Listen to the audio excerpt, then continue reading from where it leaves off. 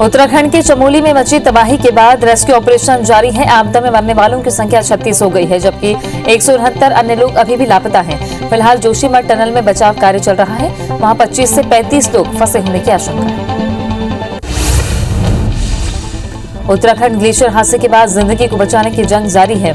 आज 6वें दिन फिर से बचाव कार्य शुरू किया गया। गढ़वाल डीआईजी नीरू गर्ग ने बताया कि इलाके के गांव के लोगों को आशंका हुई कि नदी में जलस्तर बढ़ रहा है। उसके बाद ऋषिगंगा में एसडीआरएफ के जवानों ने भी जलस्तर बढ़ने की बात कही। इसके बाद हमने बचाव कार्य रोक दिया। जब तक जलस्तर कम हुआ तो बचाव कार्य फिर से शुरू किया गया। दिल्ली बॉर्डर्स पर किसानों के आंदोलन का आज 79वां दिन है। किसान लगातार नए कृषि कानूनों को वापस लेने की मांग कर रहे हैं। किसान आगे का आंदोलन और तेज करने वाले हैं। इसी क्रम में किसानों ने 18 फरवरी को रेल रोको अभियान चलाने का फैसला लिया है। इधर सरकार ने विपक्ष पर कृषि कानूनों को लेकर भ्रम फैलाने का आरोप लगाया। किसानों का आंदोलन अब भी जारी है। आज किसान राजस्थान में टोल नाके को बंद कराकर कृषि कानूनों का विरोध करेंगे। इसके साथ ही किसानों ने 2019 में पुलवामा आतंकवादी हमले में शहीद हुए जवानों की याद में 14 फरवरी को कैंडल मार्च निकालने का भी फैसला किया है। किसान संगठनों ने बयान में कहा कि पूरे देश में 18 फरवरी को दोपहर 12 बजे से शाम 4 बजे तक रेल रोको अभियान चलाया जाएगा। संसद के बजट सत्र के पहले चरण का आज आखिरी दिन है। आज दोपहर 1 बजे राज्यसभा में वित्त मंत्री निर्मला सीतारमण बजट पर चर्चा का जवाब देंगी। बता दें कि इसके पहले पीएम मोदी ने राज्यसभा और लोकसभा में राष्ट्रपति के अभिभाषण पर जवाब दिया था। वहीं लोकसभा में राष्ट्रपति के अभिभाषण पर जवाब देने के दौरान कांग्रेस ने हंगामा कर दिया था। केंद्रीय स्वास्थ्य मंत्री हर्षवर्धन ने छत्तीसगढ़ के स्वास्थ्य मंत्री टीएस सिंहदेव की चिट्ठी का जवाब दिया है। मंत्री टीएस सिंहदेव ने कोवैक्सीन को लेकर केंद्रीय स्वास्थ्य मंत्री को पत्र लिखा था। वहीं जवाब में केंद्रीय मंत्री ने कोवैक्सीन को सुरक्षित बताया है और कहा कि डीजीसीए के ट्रायल के बाद ही मंजूरी दी गई है। पश्चिम बंगाल दौरे के दौरान केंद्रीय गृह मंत्री अमित शाह ने सीएम ममता बनर्जी पर तंज कसा है। उन्होंने कहा कि हम सीएए लेकर आए, बीच में कोरोना आ गया। ममता दीदी कहने लगी कि ये झूठा वादा है, हम जो कहते हैं वो करते हैं। बीजेपी हिंसा का दौर रोककर विकास का नया दौर पश्चिम बंगाल में शुरू करने जा रही है। लोकसभा में बजट पर चर्चा के दौरान कांग्रेस नेता राहुल गांधी ने किसानों का मुद्दा उठाया। साथ ही बिना नाम लिए पीएम मोदी और गृह मंत्री अमित शाह पर तंज भी कसा। राहुल गांधी ने कहा कि देश को 4 लोग चला रहे हैं, हम 2 हमारे 2। राहुल ने कहा प्रधानमंत्री कहते हैं कि उन्होंने ऑप्शन दिया है, लेकिन उनका पहला ऑप्शन भूख, दूसरा बेरोजगारी और तीसरा आत्महत्या। लोकसभा में चर्चा के दौरान राहुल गांधी किसान आंदोलन पर भी बोले। उन्होंने कहा कि ये किसानों का आंदोलन नहीं है, ये देश का आंदोलन है। किसान सिर्फ रास्ता दिखा रहा है और वो अंधेरे में टॉर्च दिखा रहा है। आप ये लिख कर ले लीजिए। आप सोचते हैं कि हिंदुस्तान के गरीब मजदूर किसान को हटा लोगे, पर वो 1 इंच पीछे नहीं हटेंगे, वो आपको हटा देंगे। आपको कानून वापस लेना ही पड़ेगा। राज्यपाल भगत सिंह कोश्यारी और महाराष्ट्र सरकार के बीच फिर एक बार विवाद खड़ा हो गया है। राज्य सरकार ने मुंबई से उत्तराखंड जाने के लिए राज्यपाल को सरकारी विमान देने से मना कर दिया। हालांकि राज्य के डिप्टी सीएम अजित पवार ने कहा कि उन्हें इस बारे में कोई भी जानकारी नहीं है। सीएम भूपेश बघेल आज मैनपाट महोत्सव का शुभारंभ करेंगे। सीएम पुलिस ग्राउंड रायपुर से दोपहर 2 बजे रवाना होंगे। वे दोपहर 3 बजे सरगुजा जिले के मैनपाट पहुंचेंगे और मैनपाट महोत्सव का शुभारंभ करेंगे। सीएम शाम 5:20 पर रायपुर लौट आएंगे। 3 दिवसीय ये महोत्सव 14 फरवरी तक चलेगा। इस महोत्सव में छत्तीसगढ़ी लोक संस्कृति की छटा बिखरेगी। उज्जैन में आज से बीजेपी विधायकों का 2 दिवसीय प्रशिक्षण शिविर शुरू होगा। सीएम शिवराज सिंह चौहान भी कार्यक्रम में शामिल हो सकते हैं। प्रशिक्षण शिविर में बीजेपी पदाधिकारी, नेता और कार्यकर्ता भी शामिल होंगे। वहीं बीजेपी प्रदेश अध्यक्ष बीडी शर्मा, ज्योतिरादित्य सिंधिया भी शिविर में शिरकत करेंगे और निकाय चुनाव को लेकर कार्यकर्ताओं में जोश भरेंगे। मध्य प्रदेश में असहाय, बेसहारा और बीमार बुजुर्गों को अब सरकार खुद घर जाकर राशन पहुंचाएगी। सीएम शिवराज सिंह चौहान के निर्देश पर पंडित दीनदयाल उपाध्याय की पुण्यतिथि के मौके पर मुख्यमंत्री आशीर्वाद योजना लागू की गई है। इंदौर में बीजेपी विधायक रमेश मेंदोला ने 4 बुजुर्गों को घर जाकर राशन दिया और प्रतीकात्मक रूप से इस योजना का शुभारंभ किया। बस्तर का दौरा कर रही प्रदेश की राज्यपाल अनुसुईया उइके आदिवासियों के मुद्दे पर मुखर नजर आई। उन्होंने कहा कि सरकारें 5वीं अनुसूची क्षेत्र में नियमों का उल्लंघन कर ग्राम पंचायतों को नगर पंचायतों में तब्दील कर रही है। आदिवासियों के धर्मांतरण पर चिंता जताते हुए प्रशासन को आवश्यक नियमों के पालन करने का निर्देश दिया। राज्यपाल ने बोधघाट परियोजना पर स्थानीय लोगों के विरोध पर कहा कि अभी परियोजना बनने में वक्त है, अगर इससे लोगों का भला होता है तो सही तरीके से विचार करने और सहयोग करने की जरूरत है। उन्होंने बोधघाट परियोजना आंदोलनकारियों को परजीवियों से बचने की सलाह देते हुए कहा कि बिना ग्राम पंचायत के अनुमोदन के कोई भी परियोजना बस्तर में नहीं शुरू होगी। निगम मंडल, बोर्ड और प्राधिकरण की सूची जारी होने से पहले जिला कांग्रेस कार्यकारिणी की सूची जारी हो रही है। इस सूची में पदाधिकारियों की संख्या बढ़ा दी गई है। अध्यक्ष के बाद उपाध्यक्ष और महामंत्री जैसे पदों में वृद्धि की गई है। इसी तरह विशेष आमंत्रित और स्थायी सदस्यों की संख्या भी बढ़ा दी गई है। राम मंदिर निर्माण के चंदे को लेकर मंत्री रविंद्र चौबे ने बीजेपी पर हमला बोला है। उन्होंने धन संग्रह करने वालों को चंदाजीवी बताया। उन्होंने कहा कि बाजे गाजे के साथ गली गली में जो चंदाजीवी घूम रहे हैं वो कौन है। अगर राज्य सरकार ये जानना चाहती है तो इसमें क्या समस्या है। नगर निकाय चुनाव की तैयारी कांग्रेस ने जोर शोर से शुरू कर दी है। संगठन को मजबूत करने के साथ गुटबाजी को खत्म करने और समन्वय से काम पर फोकस किया जा रहा है। 21 फरवरी को प्रदेश अध्यक्ष कमलनाथ इंदौर में कांग्रेस पदाधिकारियों के बीच पहुंचने वाले हैं। कमलनाथ संभाग स्तरीय पदाधिकारियों से मीटिंग करेंगे। सरायपाली दौरे पर रहे पीसीसी चीफ मोहन मरकाम ने 15 सालों तक रही रमन सरकार पर निशाना साधा। कहा कि पिछली सरकार में हत्या, लूट, चोरी जैसे अपराध चरम पर थे। इसके अलावा पेट्रोल डीजल की बढ़ती कीमतों पर केंद्र सरकार पर हमला बोला और पीएम मोदी को किसान विरोधी बताया। उन्होंने ये भी कहा कि जरूरत पड़ने पर हम किसानों के साथ मिलकर उग्र आंदोलन भी करेंगे। पीसीसी चीफ मोहन मरकाम के लवाकेरा बॉर्डर पहुंचने पर कांग्रेसियों ने जोरदार स्वागत किया। मोहन मरकाम ओडिशा के रास्ते से जशपुर जिले के लवाकेरा बॉर्डर पहुंचे थे। यही नहीं, कार्यकर्ताओं ने लवाकेरा, तपकरा के अलावा छोटे छोटे कस्बों में भी रोककर उन्हें फूलों से उनका स्वागत किया। छत्तीसगढ़ प्रदेश कांग्रेस अध्यक्ष मोहन मरकाम जशपुर जिले के दौरे पर आए हैं। पथलगांव में उन्होंने कहा कि वे सरकार की योजनाओं का लाभ समाज के अंतिम व्यक्ति तक मिलना चाहिए, ये सुनिश्चित कर रहे हैं। सरकार और संगठन इसी दिशा में काम कर रहे हैं। इन्होंने दावा किया कि विकास कार्यों के सहारे छत्तीसगढ़ में दूसरी बार भी कांग्रेस की ही सरकार बनेगी। विदिशा के पीपलखेड़ा में किसान महापंचायत का आयोजन किया गया, जहां चाचौड़ा से विधायक और पूर्व मुख्यमंत्री दिग्विजय सिंह के छोटे भाई लक्ष्मण सिंह ने ज्योतिरादित्य सिंधिया पर निशाना साधा। कहा कि जिस व्यक्ति ने न खेत देखे न खलियान, ऐसे व्यक्ति को संसद में कृषि कानूनों के विषय को समझाने के लिए बीजेपी ने अवसर दिया। राज्यसभा में केंद्रीय रक्षा मंत्री राजनाथ के भारत चीन बॉर्डर को लेकर दिए बयान के बाद आज राहुल गांधी ने प्रेस कॉन्फ्रेंस कर केंद्र सरकार पर सवाल खड़ा किया। राहुल गांधी ने कहा, प्रधानमंत्री मोदी ने भारत की पवित्र जमीन चीन को दी है। उन्होंने कहा, हमारी जमीन फिंगर 4 तक है और पीएम मोदी चीन के सामने घुटने टेक चुके हैं। राहुल गांधी ने केंद्र सरकार से सवाल पूछा कि चीन भारत के अंदर आया है। गोगरा और हॉट स्प्रिंग्स के बारे में रक्षा मंत्री ने एक शब्द भी नहीं बोला, क्योंकि पीएम मोदी चीन के सामने खड़े होने को तैयार नहीं है। हमारे जवान तैयार हैं। 9 महीने बाद अब चीनी सेना एलएसी से उल्टे पांव लौट रही है। चीन को लेकर भारत की ये कूटनीतिक जीत हुई है। चीन के साथ पेंगोंग लेक के साउथ और नॉर्थ बैंक पर डिसएंगेजमेंट का समझौता हुआ है। इस समझौते के तहत ही दोनों देशों ने फॉरवर्ड डिप्लॉयमेंट हटाना शुरू कर दिया है। इधर भारत सरकार ने दावा किया कि हमने चीन को 1 इंच जमीन पर भी कब्जा नहीं करने दिया और उसको अपनी हद में लौटने के लिए मजबूर कर दिया। पश्चिम बंगाल में विधानसभा चुनाव को लेकर बीजेपी ने कमर कस ली है। बीजेपी के दिग्गज नेताओं का बंगाल दौरा जारी है। बीजेपी बंगाल में परिवर्तन यात्रा के जरिए बदलाव लाना चाहती है। इसी कड़ी में आज केंद्रीय मंत्री स्मृति ईरानी पश्चिम बंगाल का दौरा करेंगे। स्मृति दुबराजपुर में परिवर्तन यात्रा में शामिल होंगी। उत्तराखंड के चमोली में मची तबाही के बाद रेस्क्यू ऑपरेशन जारी है।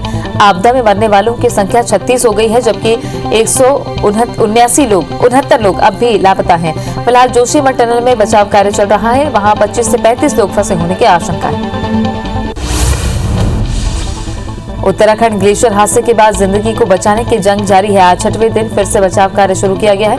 गढ़वाल डीआईजी नीरू गर्ग ने बताया कि इलाके के गांव के लोगों को आशंका हुई कि नदी में जलस्तर बढ़ रहा है। उसके बाद ऋषिगंगा में एसडीआरएफ के जवानों ने भी जलस्तर बढ़ने की बात कही। इसके बाद हमने बचाव कार्य रोक दिया। जब जलस्तर कम हुआ तो बचाव कार्य फिर से शुरू कर दिया गया। दिल्ली बॉर्डर्स पर किसानों के आंदोलन का आज 79वां दिन है। किसान लगातार नए कृषि कानूनों को वापस लेने की मांग कर रहे हैं। किसान आगे का आंदोलन और तेज करने वाले हैं। इसी क्रम में किसानों ने 18 फरवरी को रेल रोको अभियान चलाने का फैसला लिया है। इधर सरकार ने विपक्ष पर कृषि कानूनों को लेकर भ्रम फैलाने का आरोप लगाया। किसानों का आंदोलन अब भी जारी है। आज किसान राजस्थान में टोल नाके को बंद कराकर कृषि कानूनों का विरोध करेंगे। इसके साथ ही किसानों ने 2019 में पुलवामा आतंकवादी हमले में शहीद हुए जवानों की याद में 14 फरवरी को कैंडल मार्च निकालने का भी फैसला किया है। किसान संगठनों ने बयान में कहा कि पूरे देश में 18 फरवरी को दोपहर 12 बजे से शाम 4 बजे तक रेल रोको अभियान चलाया जाएगा। किसानों के आंदोलन को अब कांग्रेस खुलकर समर्थन कर रही है। इसी कड़ी में वायनाड सांसद और कांग्रेस नेता राहुल गांधी आज राजस्थान दौरे पर जाएंगे। राहुल गांधी यहां सभा को संबोधित करेंगे और ट्रैक्टर रैली भी निकालेंगे। बता दें कि आज किसानों ने राजस्थान में टोल नाके बंद करने का ऐलान किया। संसद के बजट सत्र से पहले चरण का आज आखिरी दिन है। आज दोपहर 1 बजे राज्यसभा में वित्त मंत्री निर्मला सीतारमण बजट पर चर्चा का जवाब देंगी। बता दें कि इसके पहले पीएम मोदी ने राज्यसभा और लोकसभा में राष्ट्रपति के अभिभाषण पर जवाब दिया था। लोकसभा में राष्ट्रपति के अभिभाषण पर जवाब देने के दौरान कांग्रेस ने हंगामा किया था। केंद्रीय गृह मंत्री अमित शाह ने कहा कि पश्चिम बंगाल में मातुआ समुदाय समेत सीएए के तहत शरणार्थियों को भारतीय नागरिकता देने की प्रक्रिया कोरोना का टीकाकरण समाप्त होने के बाद शुरू हो जाएगी। उन्होंने विपक्ष पर अल्पसंख्यक समुदाय को संशोधित नागरिकता कानून पर गुमराह करने का आरोप लगाते हुए कहा कि इसे लागू किए जाने से भारतीय अल्पसंख्यकों की नागरिकता पर कोई असर नहीं पड़ेगा। केंद्रीय स्वास्थ्य मंत्री हर्षवर्धन ने छत्तीसगढ़ के स्वास्थ्य मंत्री टीएस सिंहदेव की चिट्ठी का जवाब दिया है। मंत्री टीएस सिंहदेव ने कोवैक्सीन को लेकर केंद्रीय स्वास्थ्य मंत्री को पत्र लिखा था। वहीं जवाब में केंद्रीय मंत्री ने कोवैक्सीन को सुरक्षित बताया और कहा कि डीजीसीए के ट्रायल के बाद ही मंजूरी दी गई। सीएम भूपेश बघेल आज मैनपाट महोत्सव का शुभारंभ करेंगे। सीएम पुलिस ग्राउंड रायपुर से रवाना होकर दोपहर 2 बजे यहां से रवाना होंगे और 3 बजे सरगुजा जिले के मैनपाट पहुंचेंगे। मैनपाट महोत्सव का शुभारंभ करेंगे। शाम 5:20 पर रायपुर लौट आएंगे। 3 दिवसीय ये महोत्सव 14 फरवरी तक चलेगा। इस महोत्सव में छत्तीसगढ़ी लोक संस्कृति की छटा बिखरेगी। आज से मैनपाट महोत्सव का रंगारंग आगाज होने जा रहा है। सीएम भूपेश बघेल मैनपाट महोत्सव का उद्घाटन करेंगे। आज से 14 फरवरी तक संस्कृति की छटा बिखरेगी। समारोह में ताम्रध्वज साहू और टीएस सिंहदेव भी शामिल होंगे। कैलाश खेर, अनुज शर्मा, खेसारी लाल जैसे कलाकारों के साथ काजल राघवानी, अक्षरा सिंह और स्थानीय कलाकार भी अपनी प्रस्तुति देंगे। उज्जैन में आज से बीजेपी विधायकों का 2 दिवसीय प्रशिक्षण शिविर शुरू होगा। सीएम शिवराज भी कार्यक्रम में शामिल हो सकते हैं। प्रशिक्षण शिविर में बीजेपी पदाधिकारी, नेता और कार्यकर्ता भी शामिल होंगे। वहीं बीजेपी प्रदेश अध्यक्ष वी डी शर्मा, ज्योतिरादित्य सिंधिया भी शिविर में शिरकत करेंगे और निकाय चुनाव को लेकर कार्यकर्ताओं में जोश भरेंगे। निगम मंडल, बोर्ड और प्राधिकरण की सूची जारी होने से पहले जिला कांग्रेस कार्यकारिणी की सूची जारी हो रही है। इस सूची में पदाधिकारियों की संख्या बढ़ा दी गई है। अध्यक्ष के बाद उपाध्यक्ष और महामंत्री जैसे पदों में वृद्धि की गई है। इसी तरह विशेष आमंत्रित और स्थायी सदस्यों की संख्या भी बढ़ा दी गई है। नगरीय निकाय चुनाव की तैयारी कांग्रेस ने जोर शोर से शुरू कर दी है। संगठन को मजबूत करने के साथ गुटबाजी को खत्म करने और समन्वय के काम पर फोकस किया जा रहा है। 21 फरवरी को प्रदेश अध्यक्ष कमलनाथ इंदौर में कांग्रेस पदाधिकारियों के बीच पहुंचने वाले हैं। कमलनाथ संभाग स्तरीय पदाधिकारियों से मीटिंग करेंगे। सरायपाली दौरे पर रहे पीसीसी चीफ मोहन मरकाम ने 15 सालों तक रही रमन सरकार पर निशाना साधा। कहा कि पिछली सरकार में हत्या, लूट, चोरी जैसे अपराध चरम पर थे। इसके अलावा पेट्रोल डीजल की बढ़ती कीमतों पर केंद्र सरकार पर हमला बोला और पीएम मोदी को किसान विरोधी बताया। उन्होंने ये भी कहा कि जरूरत पड़ने पर हम किसानों के साथ मिलकर उग्र आंदोलन भी करेंगे। छत्तीसगढ़ प्रदेश कांग्रेस अध्यक्ष मोहन मरकाम जशपुर जिले के दौरे पर आए हैं। पत्थल गांव में उन्होंने कहा कि वे सरकार की योजनाओं का लाभ समाज के अंतिम व्यक्ति तक मिलना चाहिए, ये सुनिश्चित कर रहे हैं। सरकार और संगठन इसी दिशा में काम कर रहे हैं। उन्होंने दावा किया कि विकास कार्यों के सहारे छत्तीसगढ़ में दूसरी बार भी कांग्रेस की ही सरकार बनेगी। इंदौर में कांग्रेस का जिला कार्यकर्ता सम्मेलन गुटबाजी, हंगामे और अनुशासनहीनता की भेंट चढ़ गया। वैसे ये आयोजन नगरीय निकाय चुनाव के मद्देनजर पार्टी संगठन को मजबूत करने, गुटबाजी खत्म करने और दावेदारों में समन्वय बनाने के मकसद से किया गया था, लेकिन दावेदारों ने जमकर शक्ति प्रदर्शन किया। भोपाल में नॉलेज शेयरिंग और कई विषयों पर अनुसंधान के लिए एम्स और सरकार के बीच एमओयू हुआ। पहले चरण में ये काम गांधी मेडिकल कॉलेज और एम्स भोपाल के बीच किया जाएगा और उसके बाद प्रदेश के अन्य मेडिकल कॉलेजेस को भी इससे जोड़ा जाएगा। इसके साथ ही एमओयू के तहत रिसर्च के लिए भी मिलकर काम किया जाएगा। जबलपुर में सीएम हेल्पलाइन और लोक सेवा केंद्रों में शिकायतों का ढेर लग गया है। अधिकारियों की लापरवाही के चलते लंबित शिकायतों पर कलेक्टर ने सख्ती दिखाते हुए अधिकारियों को पारदर्शिता से केस निपटाने के निर्देश दिए हैं। कलेक्टर कर्मवीर शर्मा की अध्यक्षता में राजस्व से जुड़े मामलों की समीक्षा की गई। कलेक्टर ने लोगों को सुशासन और सुविधा देने की बात की। छत्तीसगढ़ में बढ़ते अपराध से चिंतित डीजीपी डीएम अवस्थी ने इस पर अंकुश लगाने को लेकर सभी आईजी और एसपी से सुझाव मांगा है। जल्दी ही वे इस संबंध में आईजी और एसपी की बैठक भी लेने वाले हैं। बैठक में पिछले साल की तुलना में इस साल हुए अपराधों की समीक्षा की जाएगी। रायगढ़ जिले में समितियों से धान का उठाव नहीं होने से 31 समिति प्रबंधकों ने हाईकोर्ट में याचिका दायर की है। समितियों में धान जमा होने की वजह से धान के सूख जाने को लेकर समिति प्रबंधक परेशान हैं। समिति प्रबंधकों का कहना है कि समितियों में खुले में रखा धान उठाव नहीं होने से सूखत की भीड़ चढ़ेगा। वहीं शॉर्टेज की राशि समिति प्रबंधकों को वहन करनी पड़ेगी। बलरामपुर जिला पंचायत सदस्य गीता सिंह ने अवैध रेत परिवहन और ओवरलोड के खिलाफ कार्रवाई की मांग की है और अपने समर्थकों के साथ धनवार बैरियर में धरने पर बैठ गई। दरअसल नदियों से रेत के अवैध परिवहन और वाहनों पर ओवरलोड की शिकायत अनुविभागीय अधिकारी से की गई थी, लेकिन कोई कार्रवाई नहीं। गरियाबंद जिले के सूपीबेड़ा समेत 9 गांव के ग्रामीणों ने रायपुर में प्रदर्शन किया। दूषित पानी और किडनी रोगों से होने वाली मौतों की समस्या झेल रहे लोगों ने साफ पानी की मांग को लेकर रायपुर पहुंचे, जहां सूचना पर गृह मंत्री ताम्रध्वज साहू ने मुख्यमंत्री निवास बुलाकर जल्द पेयजल पाइपलाइन का काम पूरा करने का आश्वासन दिया। कोरबा के हसदेव अरण्य क्षेत्र में प्रस्तावित कोल खनन प्रोजेक्ट के खिलाफ ग्राम मोरगा में सम्मेलन आयोजित किया गया। नाराज ग्रामीणों ने नए कोयला खदान के जमीन अधिग्रहण का विरोध करते हुए नारेबाजी भी की, लेकिन खनन कंपनियों के दबाव में जबरन भूमि अधिग्रहण की कोशिश शुरू हो गई है। यहाँ परसा, पतुरिया, गिरदमगुड़ी और मदनपुर साउथ कोल ब्लॉक प्रस्तावित है। गरियाबंद जिला युवा कांग्रेस के अध्यक्ष ने जच्चा बच्चा मौत मामले में कार्रवाई के लिए जिला प्रशासन को ज्ञापन सौंपा है। दरअसल जिले के राजीव गोद ग्राम की एक महिला को गर्भावस्था में 102 से रायपुर भेजा गया, जिसे ड्राइवर ने अभनपुर के निजी अस्पताल में पहुंचा दिया, जहां दोनों की मौत हो गई और 25,000 जमा करने के बाद ही शव परिजनों को सौंपा गया था। कांकेर के वार्डों में अभी से पानी की समस्या होने लगी है, जिससे नाराज 4 वार्ड के लोगों ने कलेक्टर को ज्ञापन सौंपकर पानी दिए जाने की मांग की है।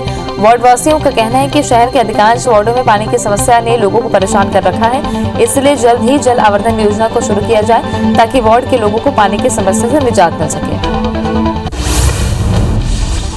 भिंड के मालनपुर से दवाई बनाने की सन फार्मा कंपनी में जहरीली गैस के रिसाव से भगदड़ मच गई। गैस रिसाव होने से घायल हुए 2 मजदूरों का इलाज अस्पताल में जारी है। सूचना मिलते ही मालनपुर थाना पुलिस मौके पर पहुंच गई। पुलिस मामले की जांच कर रही है। कोरोना काल के बाद निर्धारित रूट पर बस नहीं चलने से यात्री परेशान है, तो वहीं बस की स्थिति खराब होने से उन पर लाखों का खर्च बस संचालकों के लिए मुसीबत बन गया है। परिवहन विभाग के अधिकारी का कहना है कि समस्याओं पर जल्द विचार किया जाएगा। जल्द से जल्द सभी रूटों पर बस सेवाएं सुचारू की जाएंगी। हटा के बोरी गांव में 14 लोग फूड पॉइजनिंग के शिकार हो गए, जिनमें 5 महिलाएं, 4 पुरुष और 2 बच्चे शामिल हैं। बताया जा रहा है कि सभी एक सगाई कार्यक्रम में शामिल हुए थे, जहां रात का बचा हुआ भोजन सुबह खाने के बाद सभी की तबीयत बिगड़ने लगी। सभी को सिविल अस्पताल हटा में भर्ती कराया गया। मुरैना पुलिस ने कुथियाना गांव में लाखों रुपए के अवैध रेत भंडारण को नष्ट किया है। पुलिस के मुताबिक उन्हें अवैध रेत का भंडारण कर उसको परिवहन करने की सूचना मिली थी, जिस पर पुलिस ने मौके पर पहुंचकर 1000 ट्रॉली रेत को नष्ट कर दिया। इसके साथ ही महुआ थाना क्षेत्र में भी अवैध परिवहन कर ले जाते हुए एक ट्रैक्टर को पकड़ा है। अनूपपुर में लोकायुक्त रीवा ने रिश्वत मामले में कार्रवाई की है। अनूपपुर जिला यातायात सूबेदार अमित विश्वकर्मा के साथ आरक्षक अब्दुल कलीम को 50,000 की रिश्वत लेते रंगे हाथों पकड़ा गया। डीएसपी प्रवीण सिंह के नेतृत्व में टीम ने दबिश दी। शिकायतकर्ता योगेंद्र शर्मा से हर ट्रक की एंट्री के नाम पर 1500 रुपए की मांग की गई थी। टीम ने पकड़कर मामला दर्ज कर लिया। झाबुआ जिले में पुलिस ने नकली नोटों के साथ 2 आरोपियों को गिरफ्तार किया है और आरोपियों के पास से पुलिस ने 500 के 37,000 नकली नोट भी बरामद किए। काली देवी थाना क्षेत्र का मामला है, जहां पुलिस ने आरोपियों के पास से कलर प्रिंटर, कलर नकली नोटों की कतरन भी जब्त की। जबलपुर में 30 करोड़ की जमीन की हेराफेरी करने का मामला सामने आया है। मामले में लोकायुक्त ने अधिकारियों समेत 16 लोगों पर केस दर्ज किया है। बता दें कि शिक्षण संस्थान की आरक्षित जमीन का मध्य परिवर्तन कर अस्पताल बनवा दिया गया। इसमें टीएनसीपी, जेटीए, नगर निगम और रजिस्ट्री कार्यालय के अफसर पर केस दर्ज किया गया। कोंडागांव जिले के जोबा गांव में बड़ा हादसा हो गया। पीडीएस का राशन लेकर लौट रहे ग्रामीणों से भरी पिकअप अनियंत्रित होकर पलट गई। हादसे में एक मासूम की मौत हो गई है और 7 महिलाओं की हालत गंभीर है। सभी का कोंडागांव जिला अस्पताल में इलाज जारी है। मध्य प्रदेश में 3 साल में 88 बाघों की मौत हुई है। इसमें सबसे ज्यादा 40 मौत टेरिटोरियल फाइट से हुई है, वहीं 14 बाघों का शिकार हुआ है। बता दें कि कान्हा और बांधवगढ़ टाइगर रिजर्व में सबसे ज्यादा टेरिटोरियल फाइट है। मध्य प्रदेश में अब 526 बाघ ही बचे हैं। जबलपुर में 14 साल की नाबालिग ने अपनी मां और उसके प्रेमी की फोटो वायरल करने वाले युवक को मौत के घाट उतार दिया। ये पूरी वारदात संजीवनी नगर थाना क्षेत्र में हुई। पुलिस ने 24 घंटे के अंदर इस पूरी वारदात का खुलासा करते हुए नाबालिग समेत 3 आरोपियों को गिरफ्तार कर लिया। भिलाई के स्क्रैप ट्रेडर से 4 लाख की ठगी करने वाली मैन्युफैक्चरिंग कंपनी के मालिक के खिलाफ पुलिस ने एफआईआर दर्ज कर ली है। दरअसल अंबिकापुर के एसएन मैन्युफैक्चरिंग कंपनी ने 2 साल पहले 22 टन स्क्रैप खरीदा और भुगतान नहीं किया, जिसके बाद भिलाई के स्क्रैप कारोबारी सत्येंद्र सिंह ने थाने में शिकायत की। अब पुलिस आरोपियों की तलाश में जुटी है। बलरामपुर जिले के शंकरगढ़ में बन रहे हाउसिंग बोर्ड की चोरी मामले में पुलिस को बड़ी कामयाबी मिली है। पुलिस ने चोर गिरोह के 14 आरोपियों को गिरफ्तार किया है, जिनसे अभी तक 51 नग दरवाजे, टाइल्स और बिजली के सामान जब्त कर लिए गए हैं, जिनकी कीमत लाखों में बताई जा रही है। मामले में कुछ और आरोपियों की गिरफ्तारी हो सकती है। राजगढ़ जिले के छापी छेड़ा थाना क्षेत्र में बदमाशों ने पेट्रोल पंप में फायरिंग कर लूट की घटना को अंजाम दिया।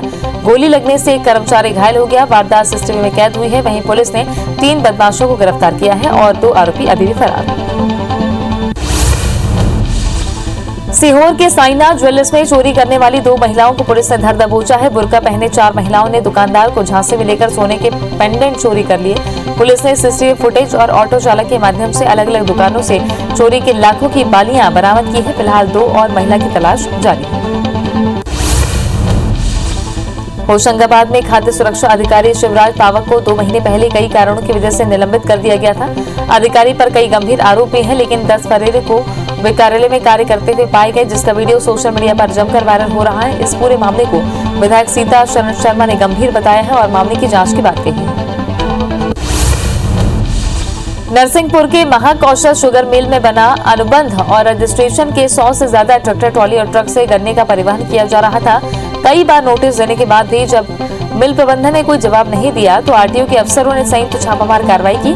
साथ ही बिना अनुबंध और रजिस्ट्रेशन के चल रहे ट्रक, ट्रैक्टर को जब्त किया। रायपुर कोतवाली में तैनात डायल 112 वाहन को लेकर एक आरक्षक और ड्राइवर फरार हो गया। बाद में आरोपी ड्राइवर और आरक्षक को दुर्ग पुलिस ने वाहन समेत पकड़ लिया। घटना के बाद आरक्षक और वाहन चालक को बर्खास्त कर दिया गया है। आरक्षक रामकिंकर गावड़े और तोषण सिन्हा ने ड्यूटी के दौरान कॉल को नहीं उठाया। वाहन में लगे जीपीएस के आधार पर दुर्ग पुलिस ने दोनों को पकड़ा। उज्जैन में सोशल मीडिया के माध्यम से ठगी करने वाले आरोपियों को पुलिस ने पश्चिम बंगाल से गिरफ्तार किया है। सागर नाम का आरोपी बिटकॉइन और डिजिटल करेंसी देने के नाम पर लाखों की ठगी करता था। आरोपी ने गुड़गांव और चंडीगढ़ में भी इसी तरह की घटना को अंजाम देने की बात स्वीकारी। जबलपुर में 16 जनवरी को हुए हत्याकांड की गुत्थी पुलिस ने सुलझा ली है। पुलिस के मुताबिक मृतक की पत्नी ने ही उसकी हत्या करवाई थी। पुलिस ने बताया कि महिला ने अपने प्रेमी की मदद से 2 आरोपियों को 18,18 हजार की सुपारी दी और अपने पति को मौत के घाट उतरवा दिया। फिलहाल पुलिस ने आरोपी पत्नी समेत 4 आरोपियों को गिरफ्तार कर लिया।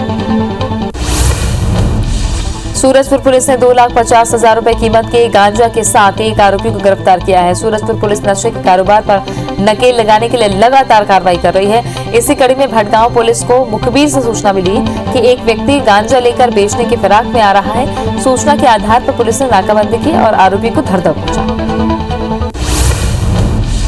बिलासपुर स्थित कंपोजिट बिल्डिंग के खाद्य एवं औषधि प्रशासन विभाग में आग लगने से हड़कंप मच गया। आग की वजह से ऑफिस में रखे दस्तावेज जलकर खाक हो गए। समय पर फायर ब्रिगेड की टीम ने पहुंचकर आग पर काबू पा लिया, लेकिन आग लगने के कारणों का अभी तक पता नहीं चल पाया। लोरमे के मुंगेली चौक स्थित तिवारी पान सेंटर में गुरुवार की रात अचानक आग लग गई, जिससे दुकान में रखे हजारों रुपए का सामान जलकर खाक हो गया। सूचना देने के कई घंटे बाद भी फायर ब्रिगेड की गाड़ी मौके पर नहीं पहुंची। आसपास के लोगों ने किसी तरह पानी डालकर आग बुझाई। ग्वालियर में नाबालिग का अपहरण करने वाले आरोपी को पुलिस ने गिरफ्तार कर लिया है। साथ ही उसके घर से नाबालिग को बरामद करते हुए अवैध हथियार, जिंदा राउंड, मोबाइल समेत चोरी की गाड़ी बरामद की है। पुलिस के मुताबिक गिरफ्तार आरोपी हजीरा थाना क्षेत्र में हत्या के मामले में 10 साल की सजा काटने के बाद छूट कर आया था। फिलहाल पुलिस आरोपी से पूछताछ कर रही है। शहडोल में बुधवार को नशे की हालत में एक युवक ने जमकर उत्पात मचाया। साथ ही सड़क किनारे लगे कुछ ठेले वालों से मारपीट भी की, जिसके बाद कुछ स्थानीय लोगों ने इसका विरोध किया तो वो उनसे भी भिड़ गया। इसके बाद भीड़ ने उसकी जमकर पिटाई की और पुलिस को सौंपा। इसी दौरान किसी ने इस पूरी घटना का लाइव वीडियो बना लिया, जो जमकर वायरल हो रहा है। कोरोना काल के बाद छत्तीसगढ़ में आज से ट्रेनों का संचालन शुरू हो गया है। प्रदेश में 12 लोकल और पैसेंजर ट्रेनें दौड़ने लगी हैं। रायपुर, बिलासपुर, दुर्ग और डूंगरगढ़ के बीच ट्रेनों का परिचालन शुरू हो गया है। कोरोना के चलते ट्रेनों का परिचालन रोक दिया गया था। अब 11 महीने बाद फिर से पटरी पर ट्रेन दौड़ने लगी। दुनिया भर में कोरोना संक्रमितों का आंकड़ा 10 करोड़ 82 लाख को क्रॉस कर गया है। वहीं कुल मौत का आंकड़ा 23,77,000 के पार है। अब तक दुनिया में स्वस्थ होने वालों का आंकड़ा 8 करोड़ 31 लाख को पार कर गया है। दुनिया में 2 करोड़ 54 लाख से ज्यादा एक्टिव मरीजों का इलाज जारी है। देश में कोरोना संक्रमितों की संख्या 1 करोड़ 8 लाख 80 हजार के पार पहुंच गई है। देश में एक दिन में 15,722 मरीज ठीक हुए हैं। कोरोना से अब तक 1,55,000 से ज्यादा मरीजों की मौत हो चुकी है। वहीं देश में एक्टिव केस 1,33,000 पहुंच गए हैं। हालांकि पिछले 24 घंटे में नए मरीजों का आंकड़ा 9,000 से ज्यादा रहा। दुनिया में कोरोना मामलों में भारत दूसरे नंबर पर बना हुआ।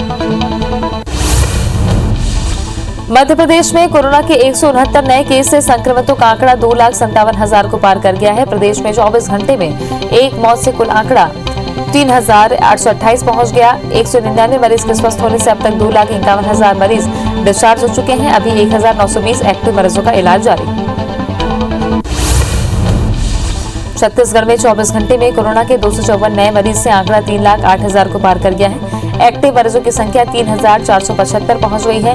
4 मरीजों की मौत से आंकड़ा 3,759 है।